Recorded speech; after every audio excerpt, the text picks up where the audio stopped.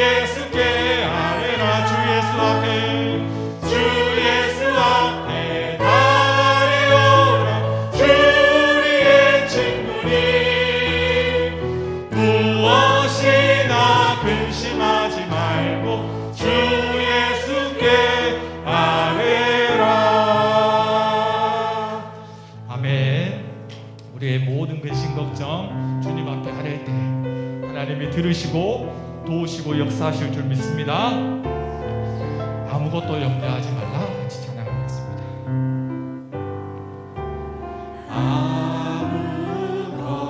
아무것도 두려워 말라.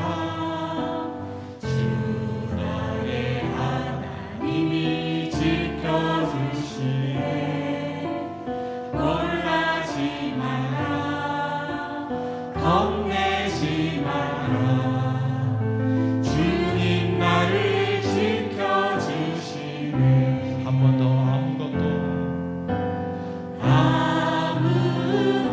아무것도 두려워 말라. 주 나의 하나님이 지켜주시네. 놀라지 마라. 겁내지 마라. 주님 나를 지켜주시네. 아멘. 세상의 허물로 지치지라도 주님 나를 지켜주시네. 세상의 험한 풍랑 몰아칠 때도 주님 나를 지켜주시네. 주님은 나의 산소. 주님은 나의 요새. 주님은 나의 소망. 나의 힘이 되신 여호와. 주님은 나의 산소. 주님은 나의 산소. 주님은 나의 요새. 주님은 나의 소망. 나의 힘이 되신 여호와. 마지막으로 주님은 나의 산소. 주님은 나의 요새. 주님은 나의 소망. 나의 힘이 되신 여호와. 이 시간 합심하여 같이 기도하겠습니다. 오늘 오후 예배 특별히 양육국 수료 예배로 드립니다. 오늘 하루 또한 수료하는 모든 수료생들이 더욱 하나님을 알아가고 더욱더 하나님을 닮아가는 귀한 은혜의 시간 될 수 있도록 하나님 축복해달라고 예배 말씀 전하시는 목사님에게 은혜 더하여 주시고 예배의 모든 순서 위에 성령이여 기름 부어 축복하여 주옵소서. 주님 이름 한 번 부르고 기도하겠습니다. 주여, 살아계신 하나님 아버지, 귀한 오후 이 시간 주님 앞에 나와 예배할 수 있도록 은혜 더하여 주시니 감사합니다. 특별히 오늘을 양육국 수료 예배로 드립니다. 하나님 모든 하나님 훈련생들 한 분 한 분 주님 축복하여 주시고 더욱더 주님 안에 강하게 자라가게 도와주시고 훈련되게 하시고 귀한 일꾼으로 충성되어 쓰임받는 인생들 다 될 수 있도록 주님 역사하여 주옵소서. 이 예배를 주님 받아주시고 하나님 훌륭 영광 받으시고 귀한 예배 될 수 있도록 도와주옵소서. 거룩하시고 전능하신 하나님 아버지, 코로나로 인하여 힘들고 혼란스러운 이때에 저희들 함께 모여 예배드릴 수 있음을 감사드립니다. 이 시간 저희들 대를 대신하여 십자가에 못 박히시고 희생하신 예수님을 생각하며 하나님 아버지께 찬양 예배로 경배드리니 저희를 받아 주시옵소서.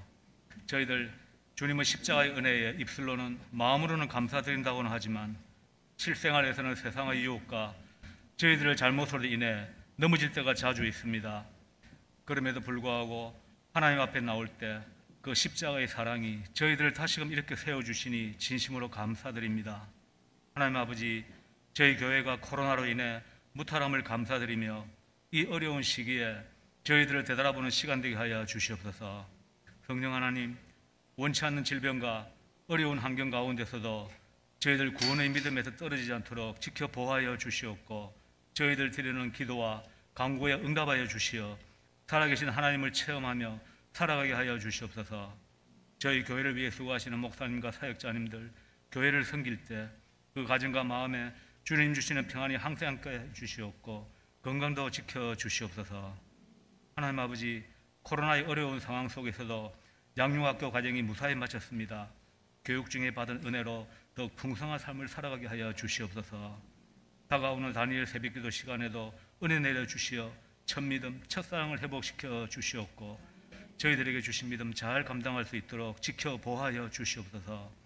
시간이 지나고 때가 되어 코로나도 잠잠하여 지기를 원하며 고난 가운데서 주님을 바라볼 때 위로하여 주시고 극복할 수 있도록 도와주시옵소서. 목사님 말씀 전하실 때 깨달은 은혜 내려주시옵고 주님의 십자가를 자랑하며 부활의 소망을 가지고 살아가는 저희들 되게 하여 주시옵소서. 예수님 이름으로 기도합니다. 아멘.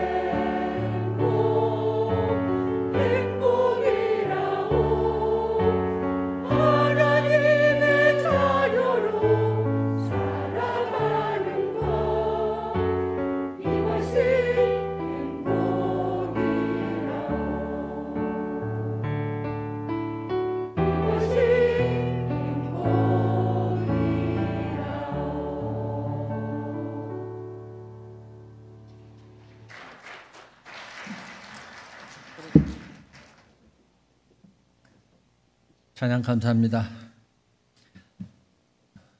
저도 오늘 말씀도 하나님 자녀로 살아가는 것이 얼마나 행복한 건지를 함께 나누고자 합니다.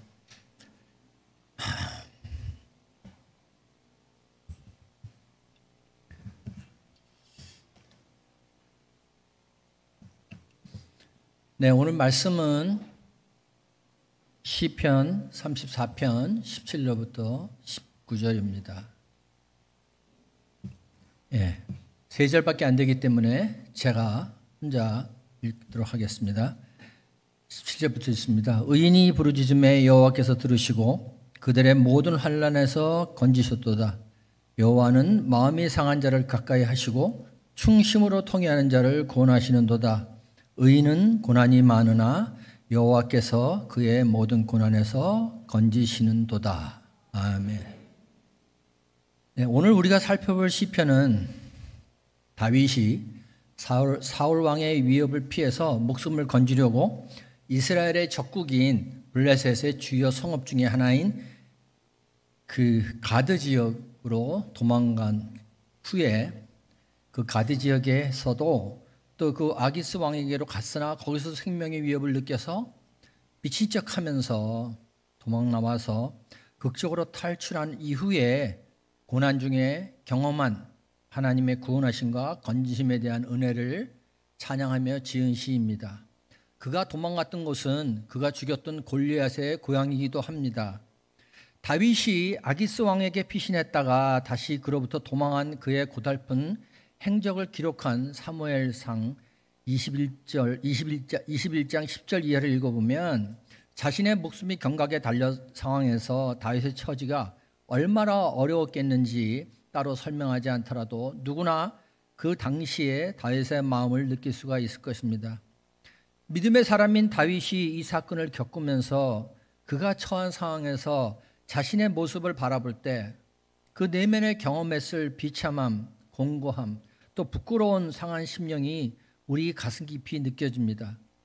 이와 같이 다윗의 상하고 통해하는 심령이 우리의 마음에 깊게 다가오지 않는다면 오늘 본문 시편의 내용도 그렇게 절실하게 느껴지지 않을 것입니다. 하지만 우리가 다윗의 상한 심령에 공감한다면 그 사건에서 보여준 그 자신의 부끄러운 모습을 돌아보면서 하나님께 진심으로 뉘우치고 다시는 그런 모습으로 살지 않겠다고 결심하면서 하나님의 건지심을 찬양하는 그의 고백이 우리 마음에 우리 자신의 고백으로 다가올 것입니다. 왜냐하면 우리도 우리 삶에서 돌이켜보면 하나님 앞에서 부끄러운 적이 한두 번이 아니기 때문입니다. 성경에 기록한 다윗이 어떤 인물입니까? 사무엘상 17장을 보면 다윗이 얼마나 담대한 믿음의 용사였는지 알 수가 있습니다. 블레셋 사람들이 전쟁하자고 이스라엘에 와서 그 블레셋 사람들이 앞세운 장수가 골리앗입니다. 그 골리앗을 보고 사울 왕과 그 용사들이 다 무서워 벌벌 떨면서 그 앞에 도망칠 때 그 말을 들은 다윗이 뭐라고 합니까? 이 할례받지 않은 블레셋 사람이 누구이기에 살아계시는 하나님의 군대를 모욕하느냐 이렇게 말합니다. 그러면서 시냇가에서 고른 매끄러운 돌 5개를 주머니에 넣고 막대기 하나와 물매를 가지고 나아갑니다. 그리고 그가 그를 물리치면서 골리앗을 물리치면서 한 말이 이렇게 기록되어 있습니다.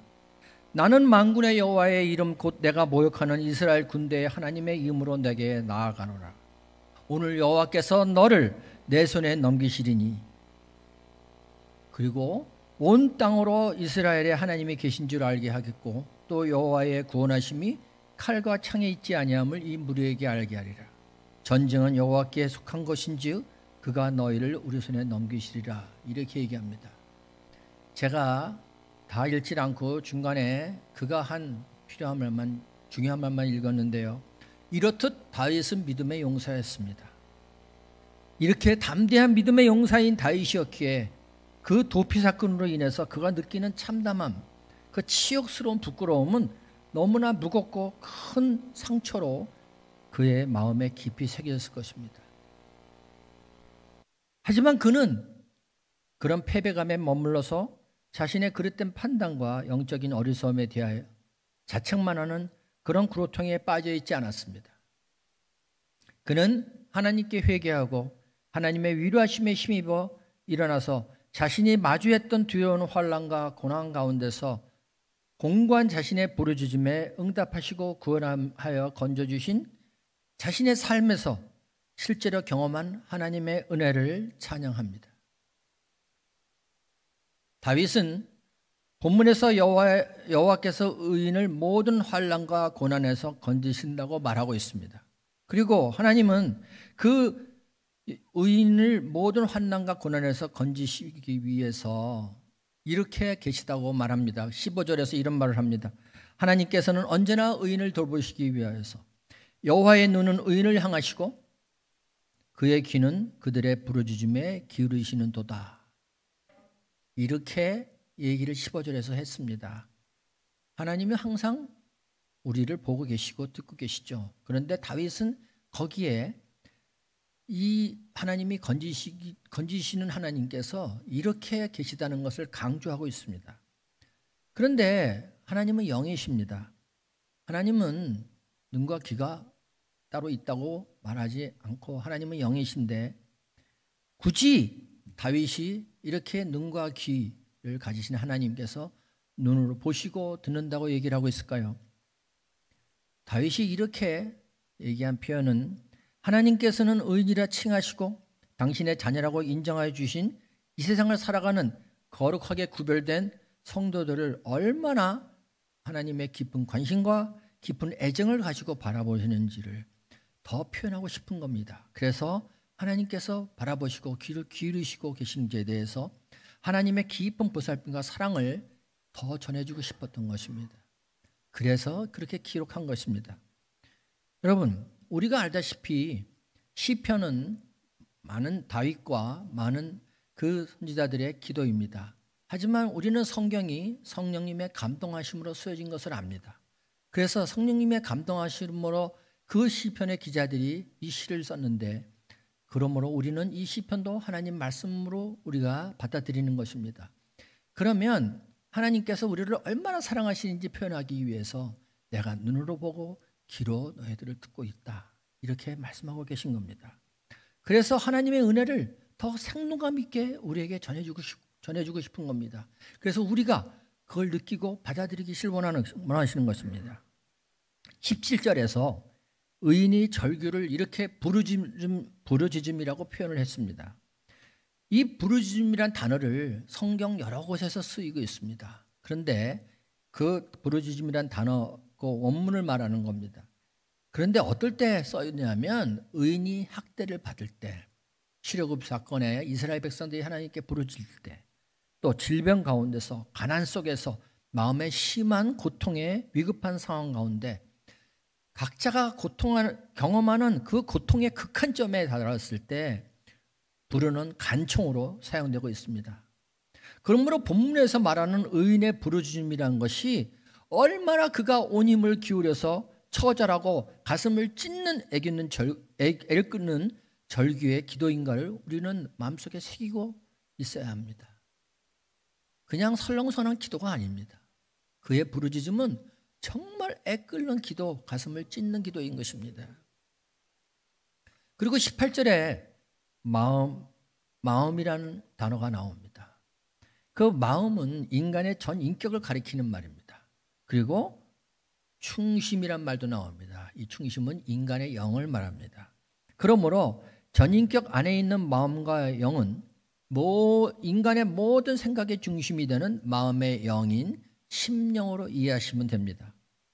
의인은 에베소서 4장 22절에 24절 말씀처럼 옛사람을 벗고 심령이 새롭게 되어 하나님을 따라 의와 진리의 거룩함, 지으심을 받은 새 사람을 믿고 매일의 삶에서 점점 더 성화되어 가는 자를 말하는 것입니다. 그것이 바로 의인입니다. 그것이 구원받은 자인 것입니다. 본문은 17절과 19절에서 동일하게 하나님께서 의인을 환난과 고난으로부터 건지신다고 그 건지심을 반복해서 강조하고 있습니다. 그런데 이 두 구절 사이에 18절에서 뭐라고 얘기를 했냐면 하나님께서 가까이 하시고 구원하심으로 인하여 환난과 고난에서 건짐을 받는 의인의 심령 상태를 이렇게 표현합니다. 마음이 상한 자, 그리고 충심으로 통회하는 자, 이렇게 명확하게 기술하고 있습니다. 본문이 묘사하는 의인의 심령 상태는 이미 구원받은 자입니다. 그런데 구원받고 하나님의 자녀라 칭함을 받는 자들의 영적 상태와 마음의 자세를 말하고 있습니다. 어떻게 보면 하나님의 조건절인 것 같지만 이런 자들의 부르짖음을 하나님이 들으시겠다는 것입니다. 마음이 상하고 통회한다는 것은 자신의 죄성, 당신과 행실에 가슴 아파하며 고통으로 잘못을 뉘우치고 다시는 그런 모습으로 살지 않겠노라고 결심하는 모습입니다. 여기서 상함과 통회로 사용된 단어가 뜻하는 게 어느 정도냐면 어느 정도까지 상하고 통회하는 걸 말하는 거 하면 곡식이 빠지고 돌가루가 산산조각으로 부서지는 것처럼 원래의 형체를 알아볼 수 없게 찢어지고 깨어진 모습을 말하는 것입니다. 그 정도로 통회하고 상한 마음으로 하나님께 가슴을 찢으며 회개하고 절규하는 걸 말하는 겁니다. 그러므로 하나님께서 가까이 하시고 구원하시는 심령이 새롭게 된 의인의 회개는 자신의 심령 깊은 곳에서 우러나오는 찢어지는 아픔과 진실함이 있습니다. 우리는 이 말씀이 가르치는 것과 같은 가르침의 내용을 성경 여러 곳에서 찾아볼 수 있습니다. 정말 성경의 많은 부분에 같은 내용을 반복합니다. 그 중에 대표적인 두 가지를 제가 한번 소개해드리자면 우리가 잘 아는 말씀 중에 이사야 66장 2절에 이런 말씀이 있습니다. 나 여호와가 말하노라. 내 손이 이 모든 것을 지었으므로 그들이 생겼느니라. 무릇 마음이 가난하고 심령에 통회하며 내 말을 듣고 떠는 자, 그 사람을 내가 돌보려니와. 그리고 마태복음에 이런 말씀이 있습니다. 5장 3절 4절입니다. 심령이 가난한 자는 복이 있나니 천국이 그들의 것이며 애통하는 자는 복이 있나니 그들이 위로를 받을 것이며, 이렇게 말합니다. 이 말씀은 오늘 18절의 말씀과 동일한 내용입니다. 이러한 말씀들은 하나님께서 구원하시고 돌보시고 위로해 주시는 복이 있는 자들의 심령 상태가 어떠해야 하는지를 우리에게 분명히 가르쳐주고 있습니다. 하나님께 부르짖으며 나아가는 자의 심령이 상하고 애통하다는 것은 그의 마음속에 나오는 것이 선한 것이 없음을 인정하는 것입니다. 그가 가진 것 중에 의로운 것이 없음을 인정하는 것이고 자신의 심령이 가난하다는 것을 잘 아는 아주 매우 복된 모습인 것입니다. 이렇듯 심령이 가난하고 애통하고 상하여 통회하는 모습은 하나님께서 인정하는 의인의 전형적인 모습인 것입니다. 성경이 말하는 바 의인은 죄를 짓지 않는 자를 말하는 것이 아닙니다. 죄를 지었으나 사죄하시는 하나님의 은총을 믿고 나아가 자신의 죄를 회개하는 자를 가리키기 때문입니다. 험난한 세상 속에서 큰 고통을 겪는 자, 자기 속에 연약한 자아와 죄악된 성품으로 인해서 마음이 아파하며 자신의 죄를 뉘우치고 회개하는 자를 하나님께서는 가까이 하시고 건지시고 그를 용서하십니다. 그렇게 약속하고 계십니다. 하지만 예수님께서 책망하신 바리새인같이 형식적이고 시장으로만 그치는 회개는 하나님께 어떤 의미도 없습니다. 그건 시간 낭비일 뿐입니다.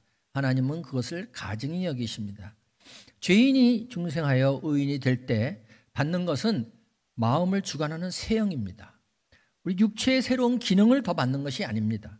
새로운 마음의 성향이 그 안에 주어지고 새 생명의 원리가 그 안에 작용하기 시작하는 것입니다. 그래서 새로운 영이 그의 마음을 주관하면 예전에는 하나님과 선한 것과 생명된 것을 본능적으로 거부하고 싫어하던 그가 하나님에 대해서, 빛에 대하여, 생명에 대하여 마음을 기울이고 하나님을 사랑하며 그분을 향해서 나아갑니다. 그것이 바로 새 생명이 주는 원리로서 그의 마음이 성령의 조명을 받는 사람이 된 것입니다. 새 생명을 받은 심령이 그의 마음을 주관하고 통제하면서 그의 생각과 행동이 변하는 것은 그에게 주어진 의지의 자유를 가지고 하나님께서 보시기에 좋은 것을 스스로 선택하고 선택한 좋은 것을 그의 삶에서 실천하게 됩니다. 그러므로 새 생명은 인간의 근원에 있는 속사람이 변해서 하나님 편으로 돌아서는 것입니다. 하지만 성도가 중생하고 그의 심령이 새롭게 된 이후의 삶에서 성도의 매일의 신앙생활이 익숙해지고 그의 형식적이 되어가고 이만하면 되었다 하는 마음으로 그의 심령이 부유해지고 나태해지고 애통함도 없고 하나님 말씀도 관심이 없어져서 귀를 기울이지 않고 시들해지면 하나님을 따라 의와 진리의 거룩함으로 지으심을 받은 새 사람을 입은 중생한 성도에게 허락되어 있는 그 새 생명의 심령은 그에게 아무런 힘도 발휘하지 못하게 됩니다. 그것은 결코 새 생명의 기능이 약해서가 아닙니다. 성도의 새롭게 된 심령은 하나님께서 주시는 것이지만 성도가 항상 새로운 심령을 유지하면 성도는 누구나 예외 없이 새 심령이 늘 나에게 가장 큰 영향력을 행사하며 내 모든 것을 움직이는 결재권을 갖게 되기를 간절하게 기도하면서 하나님께 늘 구해야 합니다.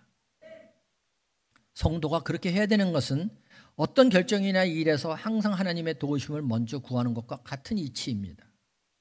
이것을 권면하는 성경 구절이 있습니다. 에베소서 4장 23절은 이렇게 얘기합니다. 오직 너희의 심령이 새롭게 되어, 이렇게 얘기합니다. 이 말씀은 진행형입니다. 완료된 게 아닙니다. 그래서 과거나 현재나 미래에서 언제나 현재형으로 성도의 삶이 마치는 그날까지 결코 안 끝나고 진행되는 것입니다. 죽는 그날까지 심령이 새로워져야 된다는 얘기입니다.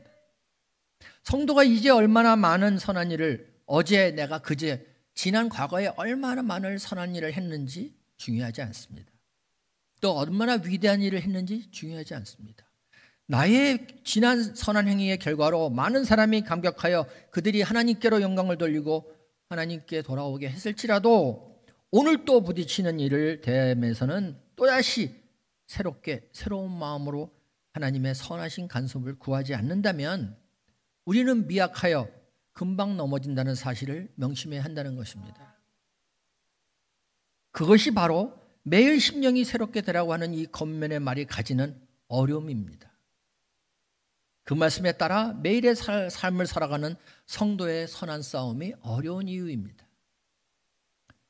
또 이 새롭게 되라는 말은 수동태입니다.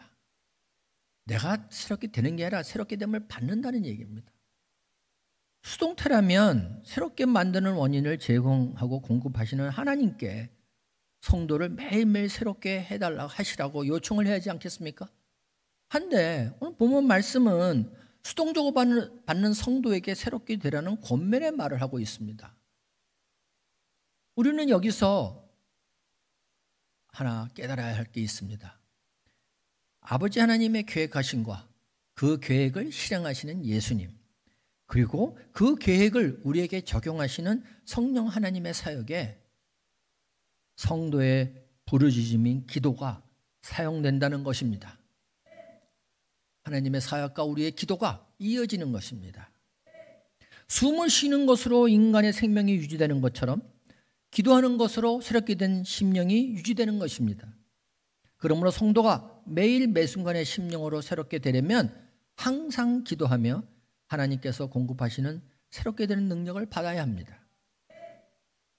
하나님께서는 자녀의 기도를 자신의 계획을 성취하시는 하나님의 섭리의 수단으로 사용하시므로 자녀는 기도를 통하여 하나님의 사역에 초청되고 포함되고 참여하는 것입니다. 하나님께서는 자녀가 기도하기 전에 이미 자녀의 요구가 이루어지게 하도록 결정하신 것처럼 그 기도를 사용하십니다. 하지만 하나님이 계획하시고 행하시고 이루시는 그것을 자녀의 기도가 조종한다거나 제한하지는 못합니다. 다만 믿음의 기도는 좀 어려운 말이지만 중간태입니다. 그래서 자신의 행한 기도가 자신과 자신의 삶에 영향을 미치게 됩니다. 그러므로 하나님께 기도하는 시간은 절대로 낭비하는 시간이 아닙니다. 묵묵히 끈질기게 기도하는 성도는 장기적으로 절대 실패자가 되지 않습니다. 성도의 삶에서 일어나는 영적 전쟁은 24시간 계속되는 것입니다. 기도는 성도의 삶이 영적 싸움으로 확대되는 것만큼 하는 것입니다. 하나님의 도움을 구하는 성도의 기도에 하나님께서는 응답하시고 성도를 대신해서 사탄을 물리치십니다. 다윗이 얼마나 대단한 믿음의 사람인지 우리는 잘 압니다. 그는 하나님께 하나님의 마음에 맞는 자라는 인정을 받은 자이며 성경을 읽는 많은 사람이 성경 속의 인물 중에 한 사람을 고르자면 정말 닮고 싶어하는 매우 상징적인 인물입니다. 하지만 그 대단한 믿음의 사람도 밧세바 사건을 통해서 자신의 심령이 매일 새롭게 되는 것에 얼마나 나태하고 자만하였는지를 깨닫게 됩니다. 그래서 그는 밧세바 사건 후에 지은 시편 51편 10절에서 하나님이여 내 속에 정한 마음을 창조하시고 내 안에 정직한 영을 새롭게 하소서 하고 기도합니다. 정한 마음의 창조와 정직한 영을 새롭게 하는 것은 인간의 노력으로 되는 것이 아닙니다. 하나님께서 주셔야 합니다. 그래서 우리는 기도해야 하는 것입니다. 시편 51편 10절에 정직한 영을 새롭게 하소서는 에베소서 4장 23절에 우리가 살펴본 심령이 새롭게 되어와 같은 의미입니다.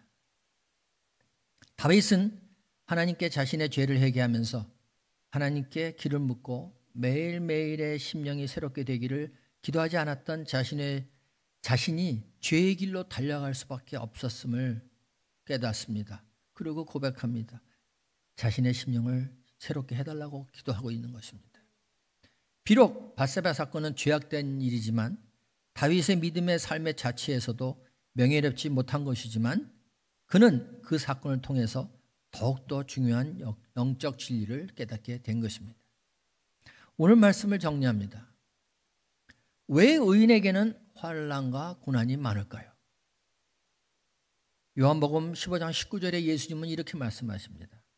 너희가 세상에 속하였으면 세상이 자기 것을 사랑할 것이나 너희는 세상에 속한 자가 아니요 도리어 내가 너희를 세상에서 택하였기 때문에 세상이 너희를 미워하느니라. 이렇게 말씀하십니다. 로마서 8장 17절은 또 이렇게 말합니다. 자녀이면 또한 상속자 곧 하나님의 상속자여 그리스도와 함께한 상속자니 우리가 그와 함께 영광을 받기 위하여 고난도 함께 받아야 할 것이니라.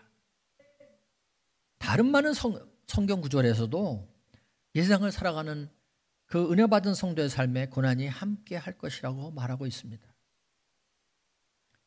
하나님을 경외하는 삶을 살아가는 성도는 이 세상에 속한 자가 아닙니다. 그래서 그의 삶에서 많은 역경과 시련과 고난을 경험하게 됩니다. 하지만 성도가 마주하는 이 모든 고난은 오직 하나님의 허락하심에서만 발생한다는 것에서 성도는 또한 위로를 받습니다. 성경은 하나님께서 성도에게 고난과 역경을 허락하심은 모두가 그 자녀의 성숙을 위함이라고 말씀하십니다. 그래서 이스라엘 백성에게도 신명기 8장에서 그렇게 말씀하시죠. 너희들을 40년간 내가 광야에서 그렇게 훈련한 것은 너희들을 낮추려 함이라고 말입니다. 한 인격이 성숙해지는 것은 고난을 통과하는 속에서 자라나는 것입니다. 비록 의인에게 환난과 고난이 많겠지만 그가 부르짖으면 하나님께서 들으시고 그를 모든 환난과 고난에서 건지시겠다고 성경은 약속하고 계십니다. 하나님께서 구원하시고 건지시며 돌보시는 의인은 어떤 자입니까? 심령이 상하고 통회하는 자입니다. 그는 매일의 심령을 새롭게 하려고 하나님께 기도하는 자입니다. 그는 매일의 삶에서 마주하는 죄에 대한 자각과 그로 인하여 오염된 자신으로는 하나님을 기쁘시게 해드릴 수 없음을 압니다. 자신이 하나님의 기준에 훨씬 못 미치는 것도 압니다. 하나님 심판 앞에 무력함을 하고 느낍니다. 자신의 허물을 인식하고 참회하며 오직 예수님만을 의지하여 하나님께 기도하며 나아가는 것입니다. 그는 스스로 자신의 심령을 매일매일 새롭게 할 수 없으므로 오직 하나님께서 값없이 베푸시는 은혜와 긍휼하심을 바라보며 하나님께 나아갑니다. 그는 하나님께 용서받고 하나님의 채우심을 받으러 하나님께 나아갈 수 있는 자이기에 자기가 얼마나 복된 자인지를 알고 감사합니다. 여러분, 하나님 앞에 나아갈 수 없는 자는 복된 자가 아닌데 우리는 어떠한 일이 있든지 하나님 앞에 나아갈 수 있는 자입니다. 그리고 하나님의 돌보심을 받는 자입니다. 얼마나 복된 자입니까? 그래서 감사를 하는 것입니다. 이렇듯 하나님 앞에 나오는 자의 영적 상태와 마음의 자세는 너무나도 중요한 것입니다. 성도는 하나님께서 허락하신 환난이나 고난을 마주하거나 또는 하나님께서 사랑하시고 받아들인 자녀를 징계하심 앞에 자신이 놓이게 되면 무척 괴롭고 힘이 듭니다. 이때 내가 오직 의지할 분은 하나님 한 분밖에 안 계심을 진심으로 고백하며 상한 심령으로 하나님 앞에 회개하고 부르짖으며 나아가면 하나님께서 나아가면서 우리가 기대할 것이 하나 있습니다. 무엇이냐면 그 약속을 붙잡는 겁니다. 그러면 우리는 하나님께서 건지시는 깊은 은혜를 내가 경험하게 될 것이다 하는 그것을 마음속으로 기대하며 나아갈 수 있는 것입니다. 그것이 우리의 복입니다. 여러분, 그런 자가 복된 자입니다. 그러면 하나님께서 허락하신 그 위기의 상황 속에 찾아오셔서 성도를 건져주십니다. 의인에게 고난은 있으나 주님의 보호와 돌보심은 계속됩니다. 그래서 고난 속에서 부르짖는 의인은 하나님의 구원하시는 능력을 그의 삶에서 체험하게 됩니다. 마치 다윗과 같이 말입니다. 그래서 하나님의 건지시는 은혜를 삶에서 경험하는 것은 성도의 큰 복입니다. 여러분, 아브라함이 사라와 같이 타국을 갔을 때 사라를 타인에게 자기 부인을 뺏기는 아픔을 겪을 때 그가 얼마나 가슴이 아팠겠습니까? 그런데 하나님의 개입하심으로 하나님의 돌보심을 경험합니다. 2번이나 말입니다. 그리고 사라가 이삭 때문에 이스마엘을 내쫓으라 할 때 그가 얼마나 고민했습니까? 그런데 하나님께서 내가 너의 아들이므로 그를 돌보겠다고 약속하시며 그를 또 위로해 주십니다. 여러분, 야곱이 형을 피해서 도망가며 외삼집으로 갈 때 얼마나 공고했습니까? 그가 기도할 때 하나님이 교통해 주십니다. 또 그가 고향으로 돌아올 때 자기 형이 죽일까 봐 무서워서 벌벌 떨 때 하나님이 위로해 주십니다. 그리고 요셉은 저 애굽으로 팔려가며 그 심령이 어떻겠습니까? 그런데 하나님이 함께 하셨습니다. 그것이 다 그들이 자기 삶에서 하나님의 도우심과 돌보심을 경험한 것입니다. 이렇게 우리 삶에서 하나님의 건지심을 경험하는 것, 이것은 우리에게 큰 복입니다. 여러분 모두가 이런 복을 체험하시길 바랍니다.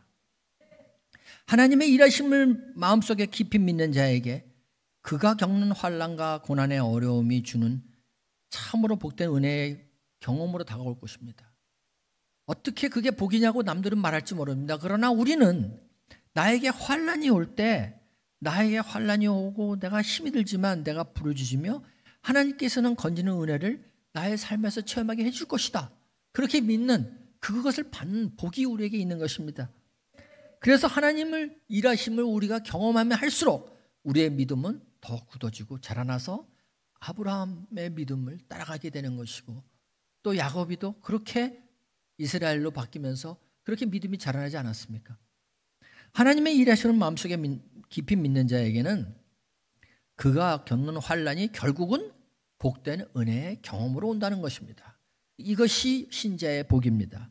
자신을 고난 것에서 건져주시는 하나님의 은혜를 자신의 삶에서 경험한 성도는 그가 살아가는 삶에서 어떤 큰 시련을 다시 대면할지라도 그는 하나님의 도우심으로 승리할 수 있다는 굳센 믿음을 소유하게 되므로 그는 담대해집니다. 그리고 그 삶의 결과에서 그는 하나님의 도우심으로 항상 승리할 것입니다.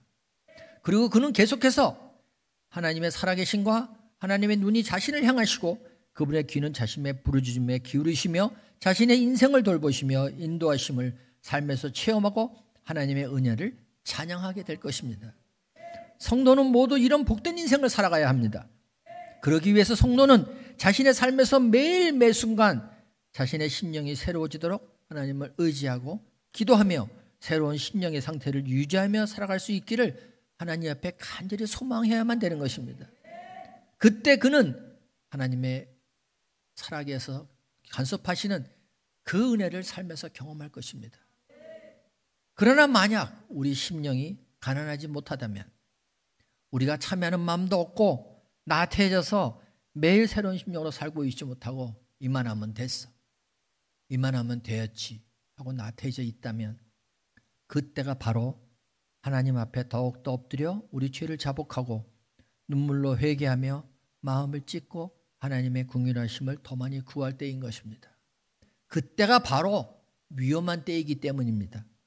이곳에 모여 예배드리는 우리 모두 매일의 삶에서 심령이 새로워지기를 바랍니다.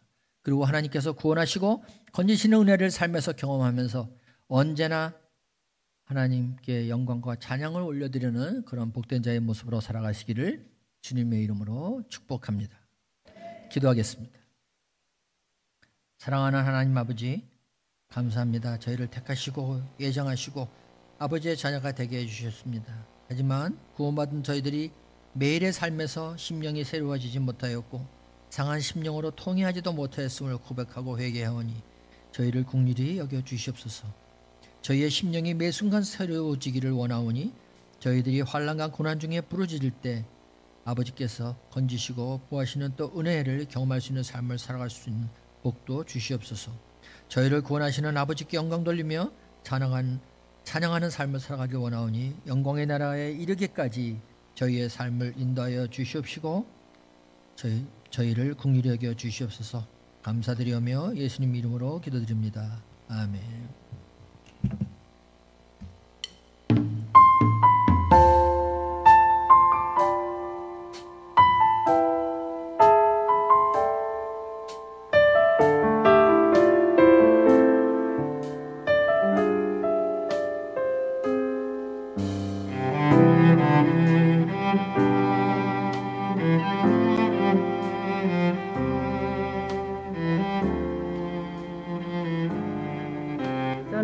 리더십 2 과정을 통해서 제 자신을 돌아보는 귀한 시간들이 되었습니다.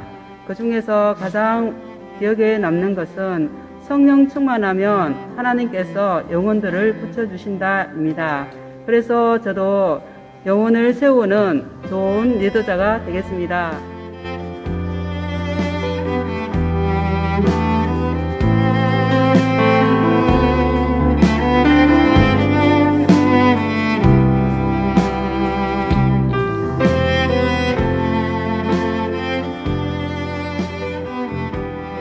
리더십 1-2 양육을 통하여 코로나를 핑계 삼아 편안함과 나태함으로 습관화되어 버린 저 자신을 발견하게 되었습니다. 세상의 분주함이 영적인 게으름이라는 그 말씀이 잊혀지지 않았고 또 이 모습이 바로 나의 모습이구나 고백할 수밖에 없었습니다. 이번 양육을 계기로 계속하여 양육의 시간을 갖고자 합니다.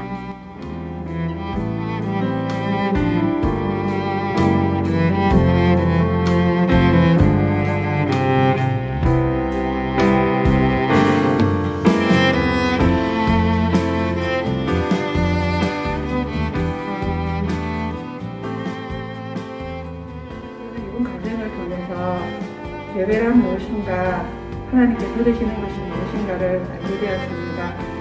제가 생각하고 있는 것 중에는 하나님께 드려지는 것이 아니라 내가 생각하는 내 멋대로의 어떤 생각으로 예배 드리시는 것이 많았는데 말씀을 통하여서 정말 하나님 앞에서 더 순종하고 더 깨끗하게 하시는 그런 예배를 드리고 있습니다.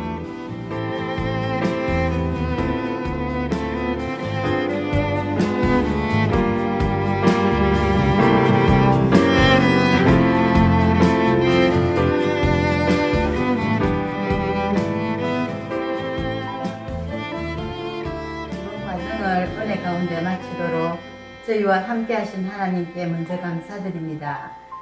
또한 섬겨주시고 수고하신 목사님과 간사님들에게도 하나님의 은혜가 함께 하시길 기원합니다.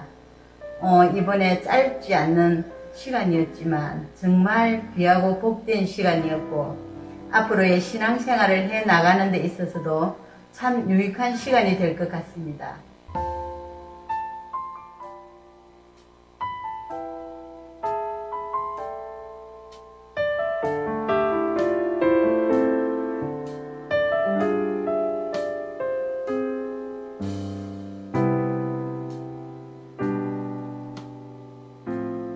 성막과 성진의 의미를 공부하면서 따뜻한 일상 속에서 조금은 힘들었지만 이상수 목사님의 은혜로운 말씀을 통해 성경 속 인물이 된 듯한 리얼한 수업 시간들이었습니다. 하나님께서 사람을 얼마나 사랑하시는지 더 많이 알게 되었고 예수님의 십자가 보혈에 감사함에 눈시울도 뜨거워지는 그런 시간들이었습니다.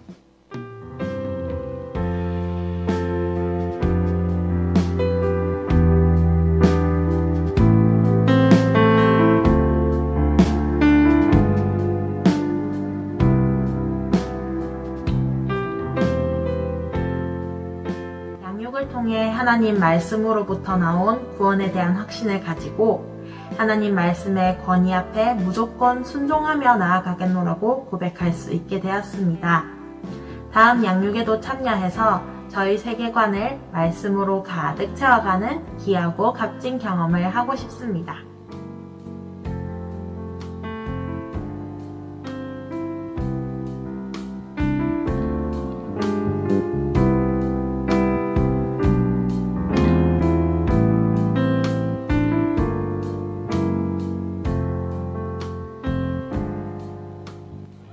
성경이 무엇인지도 모르고 시작했는데 본문이 무엇을 말하고 있는지, 저자가 본문을 이같이 쓴 의도는 무엇인지, 그래서 내게 어떻게 살라고 하는 건지 관찰과 해석, 적용, 나눔을 해보니 너무 은혜가 되고 성경 내용은 한눈에 볼 수 있어 참 유익한 시간이었습니다. 예, 감사합니다. 우리 이어서 2021년도 가을학기 양육학교 수료식을 진행하도록 하겠습니다. 먼저 양육부 부장 되신 강동길 집사님 나오셔서 학사보고 해 주시겠습니다.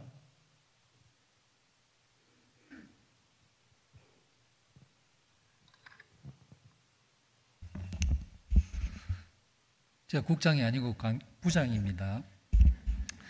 예, 2021년 가을학기 양육학교 학사 보고 드리겠습니다. 9월 26일 개강해서 12주간 강의를 해주신 강사 목사님들, 오늘 수료하시는 성도님들, 반장으로 섬겨주신 반장님들, 학신반을 섬겨주신 간사님들께 진심으로 감사드립니다. 총 7개 반이 개설되었는데 학신반 11명, 리더십 1-1 7명, 리더십 1-2 9명, 리더십 2 10명, 성막과 성전의 의미 9명, 아무도 흔들 수 없는 나의 구원 10명, 개인 기납적 성경 연구 8명, 총 64명이 수료하게 되었습니다. 그리고 학신반 리더십 1-1, 리더십 1-2, 리더십 2 과정은 교회 필수 과정입니다. 2022년 봄학기에도 보다 더 많은 성도님들이 수강할 수 있도록 기도와 관심 부탁드립니다. 다시 한번 축하드립니다. 네, 감사드립니다. 예, 박수로 너무 수고 많으셨습니다. 네, 이어서 우리 수요자 간증이 있겠습니다. 우리 순서대로 확신반 우리 주은옥 성도님, 그리고 이어서 리더십 1-1과정 구윤숙 집사님 간증해 주시겠습니다. 잘 들어주시기 바라겠습니다.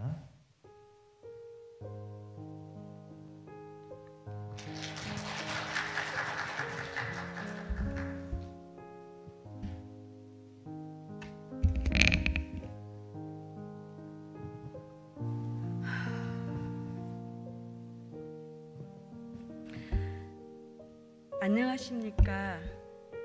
저는 제1교구 백양마을 상록 이사랑방 주은옥 성도입니다. 이렇게 귀한 시간에 저의 체험을 간증할 수 있게 허락하신 하나님께 감사드립니다. 부족하지만 예쁘게 봐주시고 들어주세요. 저는 미국에서 살면서 한국과는 조금 다른 신앙생활을 했습니다. 말씀이 중심되어서 믿음이 쌓인 것이 아니라 그곳에 한국 사람이 많았고 교인들이 좋아서 열심히 다녔습니다. 그런데 문제는 사람들과 교제만 하는 신앙생활을 하다 보니 말씀의 깊이가 없고 믿음의 깊이가 없었다는 것을 깨달았습니다. 그때를 생각해 보면 하나님께 너무나 죄송하고 민망한 마음뿐입니다. 하지만 그 또한 주님이 저만을 위한 특별한 훈련으로 예비하신 시간임을 알았습니다. 비록 순서는 바뀌었지만 그 어떤 것 하나도 하나님께서 친히 개입하시지 않는 것이 하나도 없었다는 것을 나중에야 깨달았습니다. 제가 미국에서 생활을 했지만 말씀이 너무 부족하였기에 연약하여 넘어지기를 반복하였고 5년이란 시간을 영적인 침체 가운데 저 스스로를 가두어 버리며 살았습니다.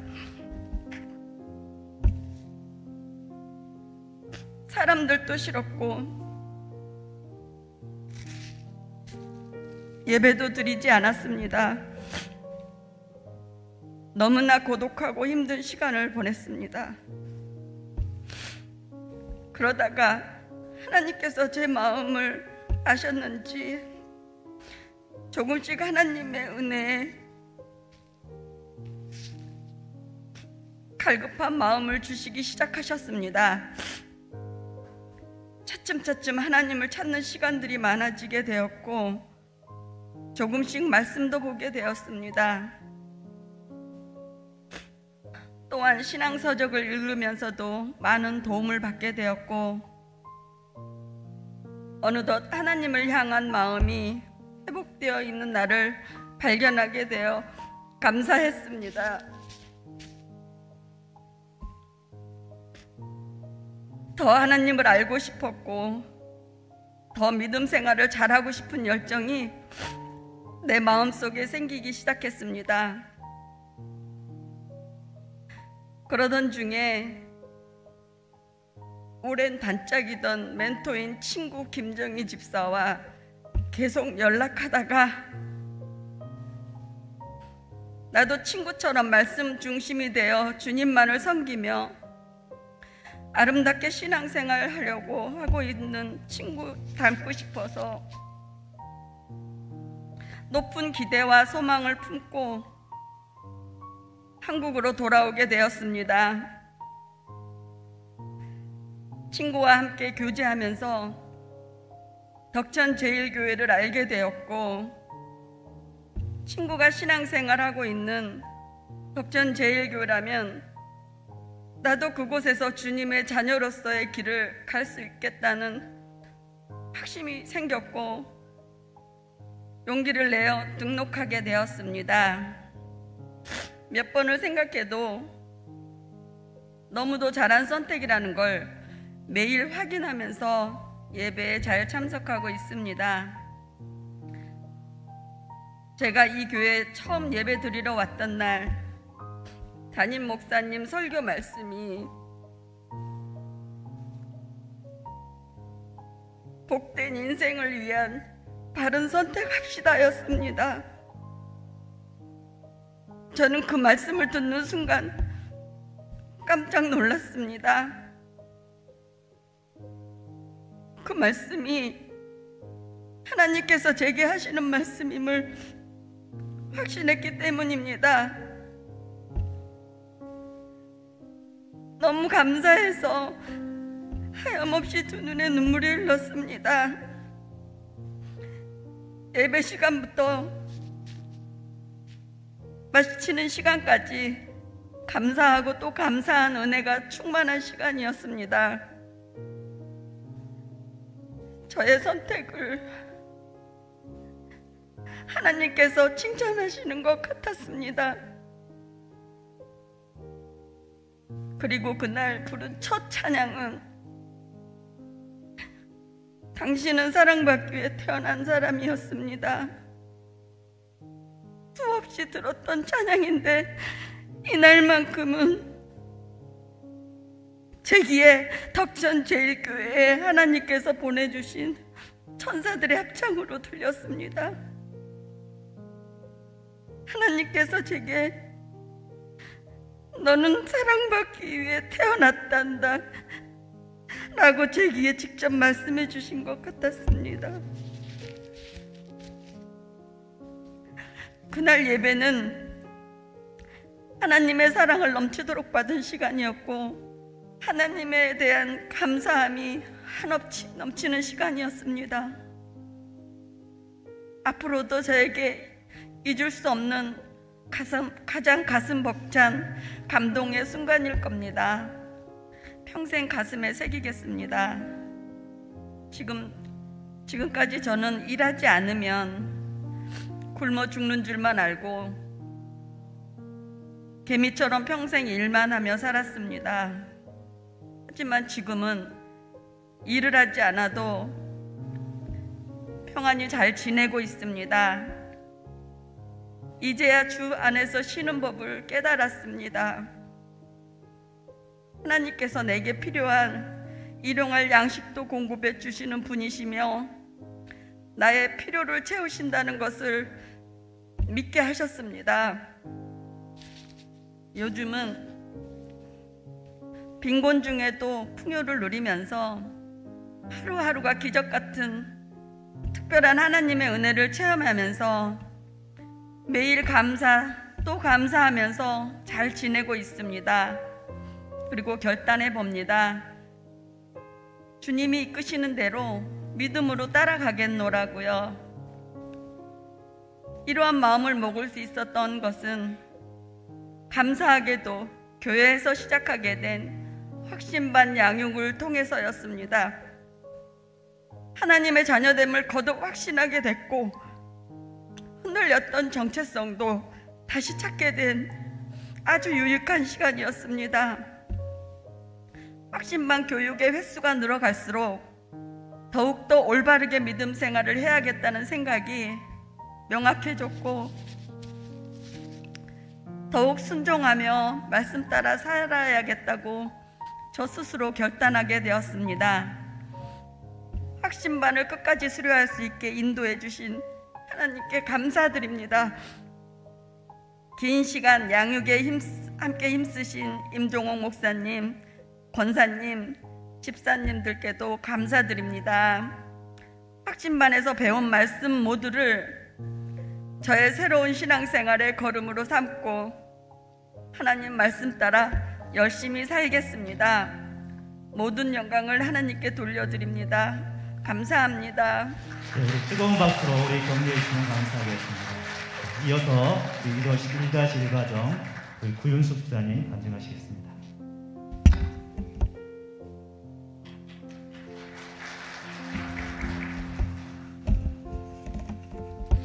안녕하십니까.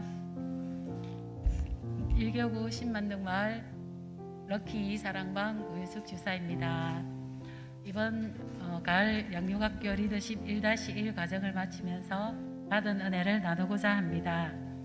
2019년 12월 덕천제일교회에 등록하고 2개월 만에 코로나19 바이러스가 발현했습니다. 그로 인해 일부 교인들의 얼굴만 알 뿐 거의 모르는 상태로 어색한 인사만 주고받았고 등록 교인이면서도 소속감이 부족한 상태로 상당히 아쉬운 2020년을 보냈습니다. 올해부터 모든 양육학교 모임이 재개된다는 소식에 하나님께 감사드리며 개인적으로는 얼마나 기대하고 설레었던지요.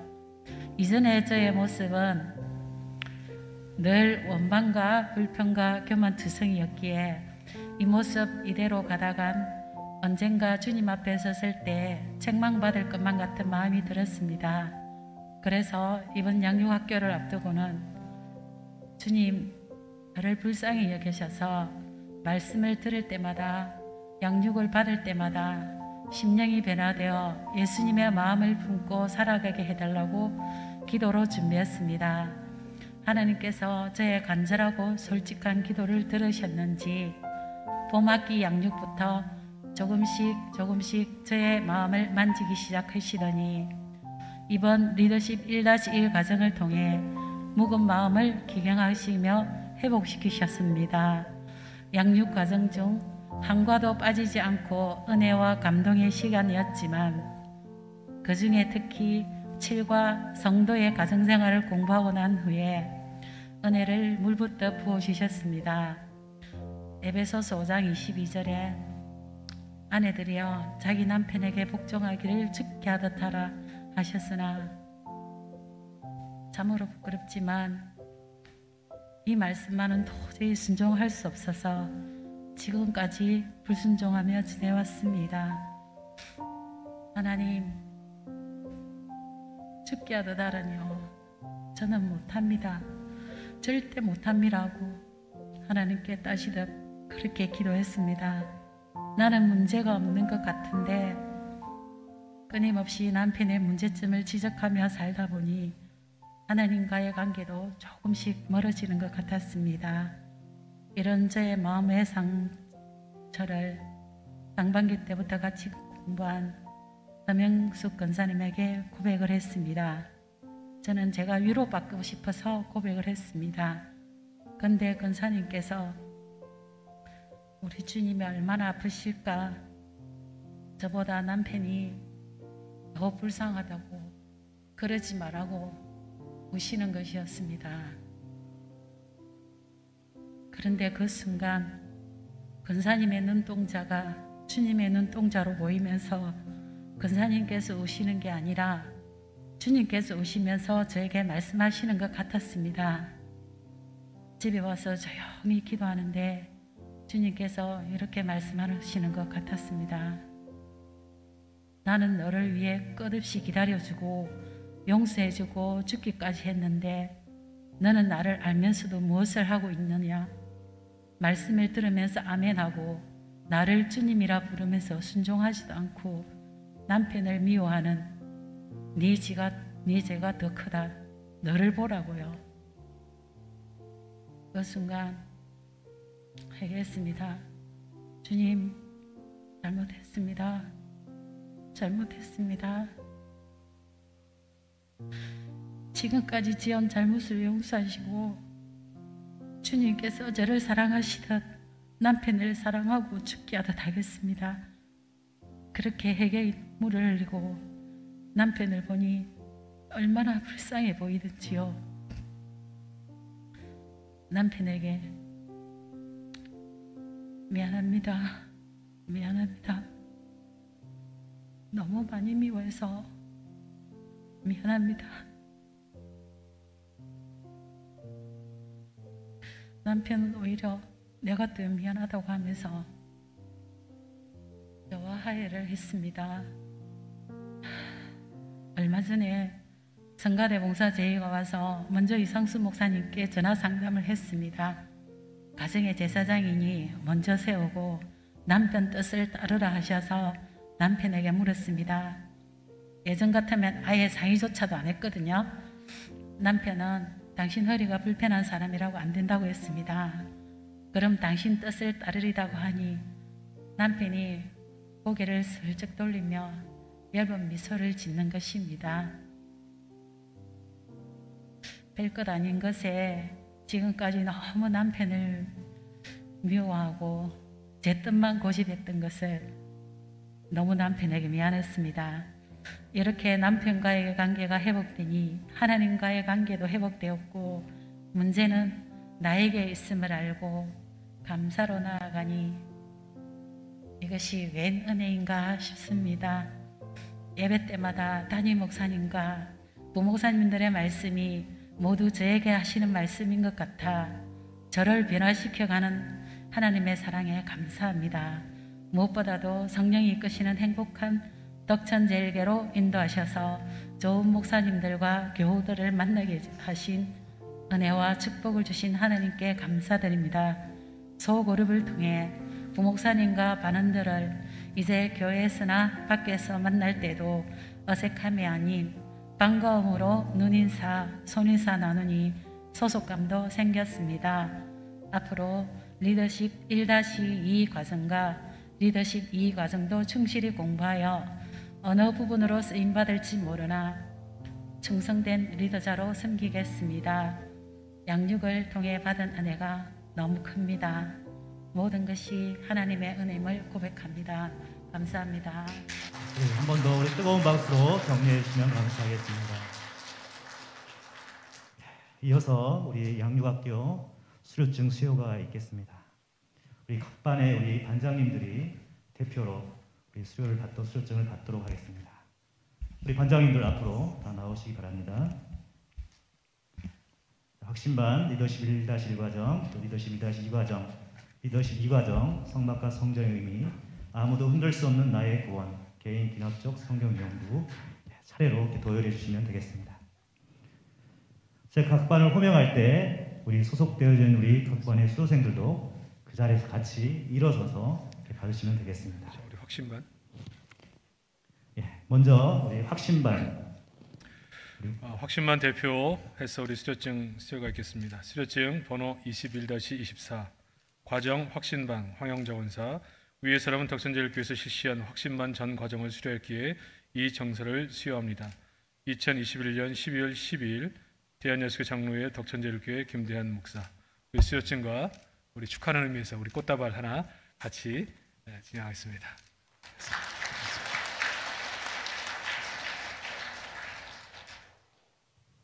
우리 리더십 1-1 과정 우리 전체 수료자를 대표해서 황윤자 집사님 21-14 위 사람은 덕천제일교회 실시한 리더십 1-1 과정 전과정을 수여했기에 본 증서를 수여합니다. 이하동문입니다. 나머지는 축하합니다. 좋습니다. 감사합니다. 번호 21-09 리더십 1-2 과정 최성숙 집사님 이하동문입니다. 축하합니다. 수고하셨습니다. 리더십 2과정 번호 21-5 박정숙 권사 이하동문입니다. 수고하셨습니다. 축하합니다. 수료증 21-7 성막과 성전의 의미 서순옥 집사 이하동문입니다. 축하드립니다. 좋습니다. 수료증 번호 21-12 나의 구원 이가연 성도 이하동문입니다. 수고하셨습니다. 축하드립니다. 수료증 21-02 개인 귀납적 성경연구 김한나 집사 이하동문입니다. 축하드립니다. 축하합니다. 자, 우리 뒤로 돌으시죠. 네. 성도님들 향해 인사하도록 하겠습니다. 큰 박수로 환영해 주십니다. 예, 수고하셨습니다. 이어서 우리 목사님 격려의 말씀 그리고 교회 소식 전해드리겠습니다. 참 할 수 없는 시기에 양육학교를 개설하고 우리 부장님들과 또 우리 각 리더들이 얼마나 성도들이 참여하겠는가 이런 시기 속에 그렇게 고민도 하며 진행을 했지만 우리 준비되어 있는 수많은 성도들이 이렇게 신청을 해주시고 학교에 참여해서 이렇게 열심히 정말 공부를 해주셨어요. 제가 담당했던 이 과정을 같이 공부할 때도 참 바쁘신 분들인데 시간의 우선순위를 두시고 1박 수련회까지 다 참여하셔서 참 은혜를 나누고 또 그런 현장에서 이분들과 함께 교제할 수 있는 시간을 갖고 이분들을 알아가고 이분들이 정말 하나님을 향한 열정들을 알아가는 그런 시간들 경험하게 되는데 참 이 기간 동안에도 얼마나 큰 은혜를 베푸셨는지 모릅니다. 오늘 특별히 64분 전체가 이런 간증이 있겠지만 두 분의 간증을 들으면서도 우리 하나님은 참 좋으신 분이시다. 참 적절하게 만나게 하시고 공부케 하시고 인생의 최고의 문제들, 지금까지 풀 수 없었던 문제들을 하나님이 이렇게 풀어 가시는구나. 그러니까 한 번에 좋은 결단과 기회같이 된 것을 잡을 때 그게 내 인생 자체를 바꾸는 계기가 될 수 있거든요. 저는 그래서 우리 양육하는 64분의 모든 수료자분들에게 하나님이 각자의 은혜가 있겠지만 앞으로도 평생 배우셔서 하나님이 우리 인생을 향하시는 놀라운 은혜를 날마다 경험하시게 되기를 바라고 우리 다른 분들도 모든 학교 과목들을 개설하면 부지런히 배울 수 있는 은혜가 있었으면 좋겠습니다. 제가 설교 시간에 늘 제 얘기 많이 하는데 참 연약했던 사람이 바뀌었던 계기가 좋은 리더들을 만나 훈련받으면서 바뀌었거든요. 머리가 깨고 말씀이 보이기 시작하고 하나님의 손길이 보이기 시작하면서 저를 만지시는 은혜를 경험하면서 조금씩 건강한 사람으로 변화되기 시작했습니다. 배우는 게 너무너무 귀해요. 앞으로 양육교회 많이들 신청하셔서 잘 훈련받고 또 수료하는 교련회가 있었으면 좋겠고, 수고하신 우리 간사님들도 강의하셨던 교육자분들, 우리 많은 분들, 말씀분들 다 수고하셨고 또 축복합니다. 앞으로 계속해서 이 양육학교를 통해 많이 은혜 받는 복된 시간들이 되시기를 축복합니다. 몇 가지 교육 소식 알려드리겠습니다. 우리 마을장 사랑장 권철 남녀대 모임 찬양 예배회에 있겠고요. 나머지 원고는 참고해 주시기를 바랍니다. 교육부 성탄 축하 행사가 다음 주 오후 예배에 있는데 몇 년 만에 하는지 모르겠어요. 정말 이 단계적으로 문제가 없어서 이 공연을 꼭 봤으면 좋겠다는 생각이 드는데 기도해 주시길 바라고요. 다음 주일이 지나면 그 다음 주부터 다니엘 세례 기도회, 우리가 대면에서 다니엘 세례 기도하는 것도 3년 만에 하는 것 같습니다. 정말 기대가 되는데 하나님이 어떻게 우리의 삶을 재건해 가실까 기대하는 마음으로 준비하고 있습니다. 역시 우리가 함께 은혜 받는 시간으로 잘 준비하시고 시간의 우선순위를 잘 내주시길 바랍니다. 남녀노예 총회를 마치신 분들은 사무실에 잘 전달해 주셔서 임원들 다 볼 수 있도록 해주시기 바라고요.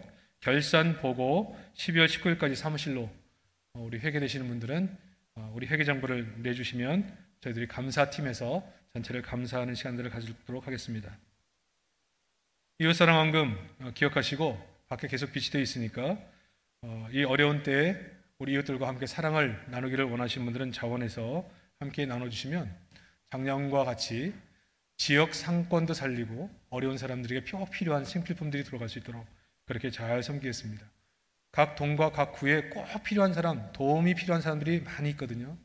이분들이 그리스도의 사랑, 참 이 시대가 교회를 향해 성도를 향하여 많이 손가락질하는 시대인데 정말 참된 교회 성도들이 이 지역에 있다. 그리고 여러분들을 사랑하고 있다. 이렇게 함께 사랑을 나눌 수 있는 진정으로 어둠을 밝히는 빛으로 우리 교회와 성도들이 쓰임받기를 원합니다. 기억하시고 전원 마음으로 동참해 주시면 감사하겠습니다.